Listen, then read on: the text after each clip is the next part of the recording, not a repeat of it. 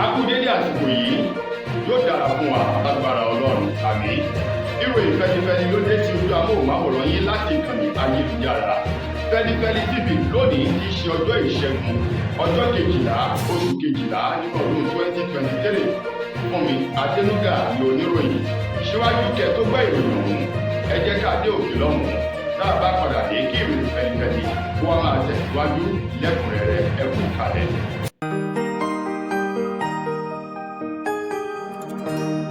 Ìròyìn Feli-feli TV àjààbálẹ̀ làwọn ìròyìn ti wà, máa wò lóòrèkóòrè.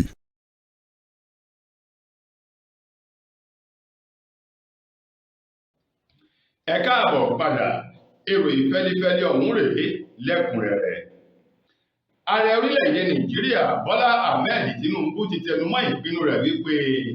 òun kò ní tẹ̀tì lójúnà láti lè rí dájú wípé ètò ààbò orílẹ̀-èdè Nàìjíríà ó fẹsẹ̀ múlẹ̀, bákan náà kó lè jẹ́ olúborí láti ṣẹ́gun àwọn ọ̀tá ẹni ibi èyí tó ń da àlàáfíà orílẹ̀-èdè Nàìjíríà láàmú yálà ní kọ̀rọ̀ tàbí ní gbangba ni, kí orílẹ̀-èdè Nàìjíríà náà lè bọ́ kúrò lọ́wọ́ àwọn ogun agbésùmọ̀mí adúkòkòmọ́ni èyí tó ń fi orílẹ̀-èdè yìí lògbòlògbò bí ìjì nínú àsìkò òjò. Bọ́lá Tinubu tó sọ̀rọ̀ ọ̀hún níbi ayẹyẹ àwọn ológun kan ìpàdé ọlọ́dọọdún ti ọdún 2023 èyí tó wáyé ní Maiduguri ní ìpínlẹ̀ Borno lánàá ti ṣe ọjọ́ Monday. Níbi ìpàdé ọ̀hún ni Tinubu ti gbé oríyìn ràbàndẹ̀ fún gbogbo àwọn akíkanjú akọni ogun èyí tó dúró ti àlàáfíà ètò ààbò orílẹ̀-èdè Nàìjíríà láti lè rí wípé wọ́n gba orílẹ̀-èdè yìí kúrò lọ́wọ́ àwọn oníṣẹ́ ibi agbésùmọ̀mí, àwọn tí wọ́n ń da àlàáfíà ilẹ̀ yìí láàmú tí wọ́n jó nísinmi o. Tinubu kò ṣàìdúpẹ́ lọ́wọ́ gbogbo àwọn ológun yálà ikọ̀ ológun ilẹ̀, òfurufú tàbí ojú omi tó fi mọ́ àwọn ẹ̀ṣọ́ aláàbò tó kù fún akitiyan wọn o lórílẹ̀-èdè Nàìjíríà. Tinubu wá ní bí náà wá tán lórí ẹ̀jẹ̀ kì í tán lè pọn o. Ó ní ẹni bá ja ogun lájàyè ni wọ́n ń pè ní aṣẹ́gun, nítorí wípé a kì í kí aláṣẹ kúkú iṣẹ́ o. Ó ní òun ṣetán báyìí láti rí i pé pẹ̀lú ìfọwọ́sowọ́pọ̀ àwọn ológun Nàìjíríà òun ja gbogbo ogun àwọn agbésùmọ̀mí lájàyè àgbọ̀dọ̀ kankan rẹ̀. Tinubu kò ṣàìmú àpẹẹrẹ wà lórí iṣẹ́ takuntakun èyí tí àwọn ológun ọ̀hún ṣe lásìkò ìbò èyí tó wáyé nínú oṣù tó kọjá ní ìpínlẹ̀ Bayelsa, ìpínlẹ̀ Kogi, bákan náà ní ìpínlẹ̀ Imo fún iṣẹ́ wọn tí wọ́n ṣe lójúnà láti lè rí wípé àwọn ìpínlẹ̀ yìí kò sí wàhálà kankan lásìkò ìbò àti ní ẹ̀yìn ìbò. Lákòótán nínú ọ̀rọ̀ rẹ̀ eléyìí tó jáde látọwọ́ ẹni tó jẹ́ olùdámọ̀ràn pàtàkì sí ààrẹ Tinubu lórí ọ̀rọ̀ ìròyìn ìbára ìlú sọ̀rọ̀ eyín ọ̀gbẹ́ni Àjúrì Ìgélànì tó gbé jáde lánàá ní ìrọ̀lẹ́. Ó ní òun dúpẹ́ wípé Tinubu ó sọ àwọn ọ̀rọ̀ àti wípé Tinubu kò ṣàìdúpẹ́ o lọ́wọ́ gbogbo ọmọ Nàìjíríà fún àtìlẹ́yìn eléyìí tí wọ́n ṣe fún ètò ìṣèjọba rẹ̀. Ẹ̀wẹ̀, lórí rògbòdìyàn èyí tó wà ní ìpínlẹ̀ Ondo báyìí láàrin gómìnà Rotimi Akeredolu,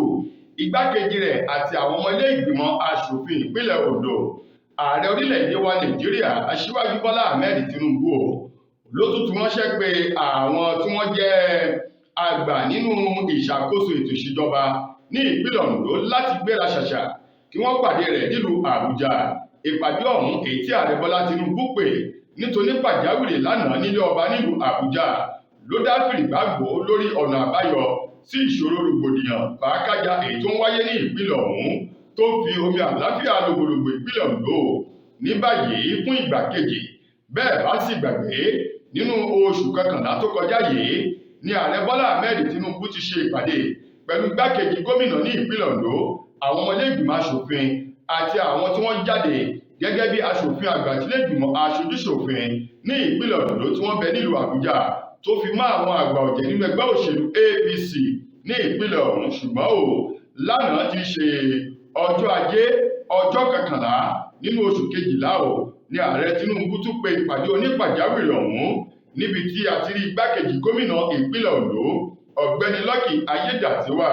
ẹni tó jẹ́ agbẹnusọ ilé ìgbìmọ̀ aṣòfin ìpínlẹ̀ Ondo, agbẹnusọ wọn ní ìpínlẹ̀ náà Right Honourable Ọládìjí àti ẹni tó jẹ́ akọ̀wé àgbà sí gómìnà ní ìpínlẹ̀ Ondo arábìnrin Ọlágúnní Òdú àti àwọn èèyàn tó jẹ́ jàǹkànjàǹkàn mìíràn ni wọ́n ránṣẹ́ pè báyìí láti pàdé ààrẹ Bọ́lá Ahmed Tinubu ní nílùú Àbújá tí ṣolúlu orílẹ̀-èdè wa Nàìjíríà fún ìpàdé ọ̀hún. Agbẹnusọ ilé ìgbìmọ̀ aṣòfin ìpínlẹ̀ Ondo Right Honourable Ọlámídé Ọládìjí wọ́n ní àtòun àti àwọn ènìyàn èyí tí wọ́n jọ ń ṣe ìṣàkóso nílé ìgbìmọ̀ aṣòfin ìpínlẹ̀ náà káwọn náà darapọ̀ mọ́ àwọn ènìyàn ọ̀hún láti wá ọ̀nà àbáyọ sí ìṣòro eléyìí tó ń jẹyọ nínú ètò ìṣèjọba Rótìmí Akérédolú ní ìpínlẹ̀ náà kí àlàáfíà kó sì lè máa tẹ̀síwájú nínú iṣẹ́ Olúwa ní ìpínlẹ̀ ọ̀hún. Ìjọba àpapọ̀ àti àwọn ẹgbẹ́ òṣìṣẹ́ orílẹ̀-èdè Nàìjíríà ló dàbí ẹni pé wọ́n tuntun bẹ̀rẹ̀ sí ní máa yọ kùmọ̀ síra wọn láti máa lura wọn ní pọ́npọ́ kùmọ̀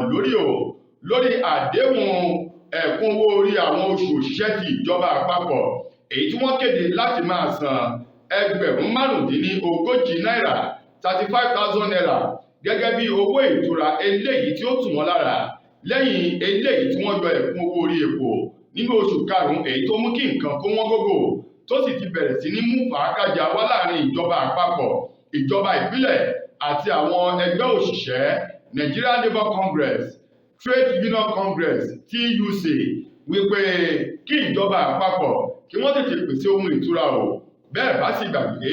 àti ìgbà náà ni ìjọba àpapọ̀ ni wọ́n ti ní láti oṣù kẹsàn-án ọdún tá a wà yìí àwọn yóò bẹ̀rẹ̀ sí ní máa sọ ẹ̀kún owó orí tí àwọn òṣìṣẹ́ tó kéré jù eléyìí tí wọ́n pè ní ẹgbẹ̀rún márùndínlógójì náírà 35,000 naira yàtọ̀ sí iye tí wọ́n ń gbà tẹ́lẹ̀ ẹgbẹ̀rún lọ́nà ọgbọ̀n náírà 30,000 naira ṣùgbọ́n ò gẹ́gẹ́ bí ìròyìn ti jáde o wọ́n ní ẹgbẹ̀rún márùndínlógójì yìí oṣù kẹsàn-án nìkan ni wọ́n ti san owó ọ̀hún kẹ́yìn fún wọn o nínú oṣù kẹwàá àwọn ò tí ì tẹ́wọ́ gbà á oṣù kọkànlá àwọn ò tẹ́wọ́ gbà o ní báyìí nínú oṣù kejìlá ni àwọn ẹgbẹ́ òṣìṣẹ́ tún wà yìí èyí tó fà á kí wọ́n ní ó ṣeé ṣe láàrin ọ̀sẹ̀ tá a wà yìí kí fàákájà eléyìí tí ó milẹ̀ tìtì kó bẹ̀rẹ̀ sí ní wáyé o láàrin òṣìṣẹ́ ọba ìjọba àpapọ̀ àti ìjọba àpapọ̀ tó fi mọ́ àwọn òṣìṣẹ́ ìjọba ìpínlẹ̀ bí àwọn ìjọba wọ̀nyí bá kọ̀ láti wá ọ̀nà àbáyọ tó ń ti wọ̀rọ̀kọ̀ láti fi ṣàdá lórí owó ọ̀hún nítorí pé ara ń ti ni wọ́n lára o bẹ́ẹ̀ sì ni orí ń ta wọ́n ní ọdún òun ló ti délẹ̀ yìí ìjọba sì kọ̀ láti ṣe ohun tó tọ́ àti ohun tó yẹ. Ọwọ́ àwọn òṣìṣẹ́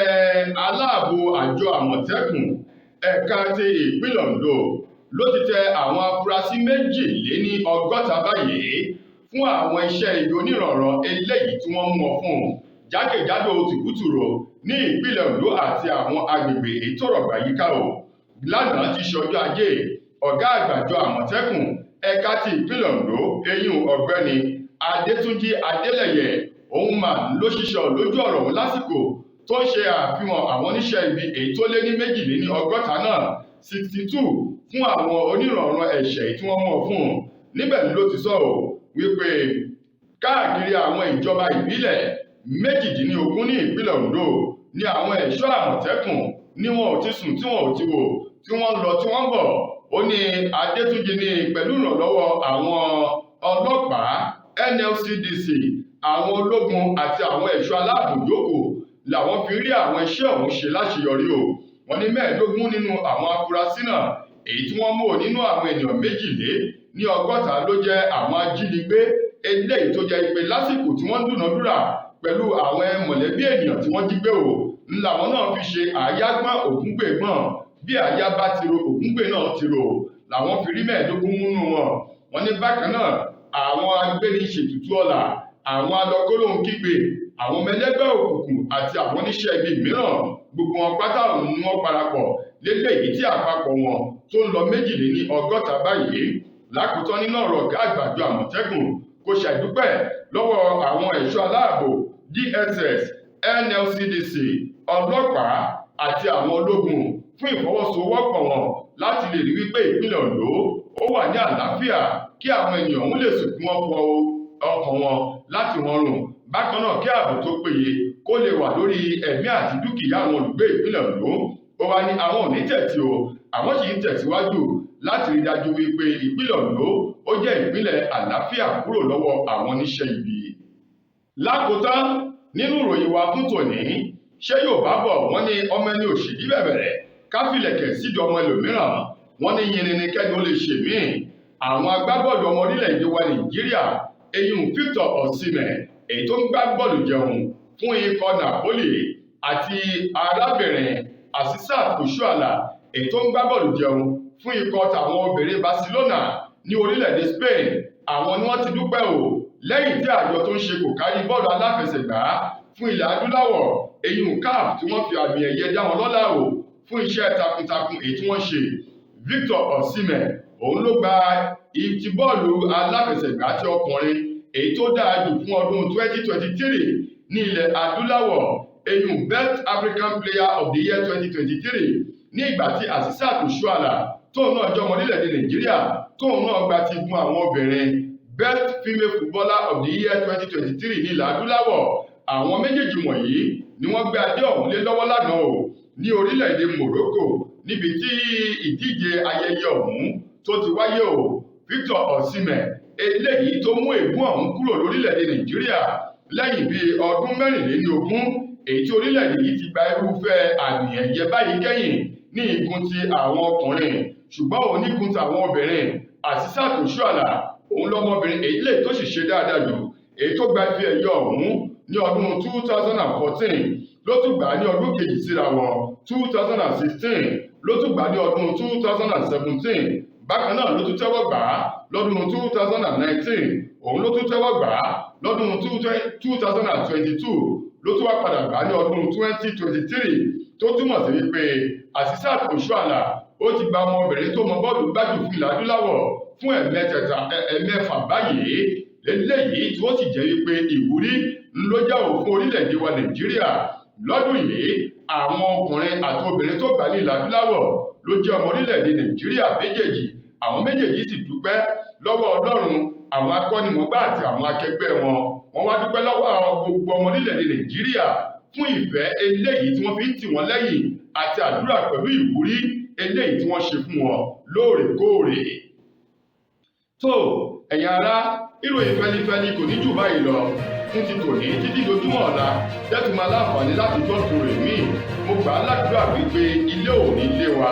ọ̀nà nínà wá o. Fún mi Adénúgà lẹnu tó mú ìròyìn wá sí ojú amóhùnmáwòrán yín títí dojúmọ́ ọ̀la àwọn tá a tún pàdé pẹ̀lú ayọ̀ àlàáfíà.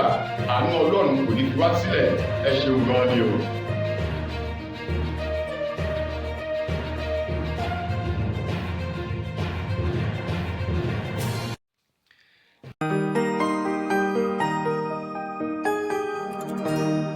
Ìròyìn Feli-feli TV àjààbálẹ̀ làwọn ìròyìn ti wà, máa wò lóòrèkóòrè.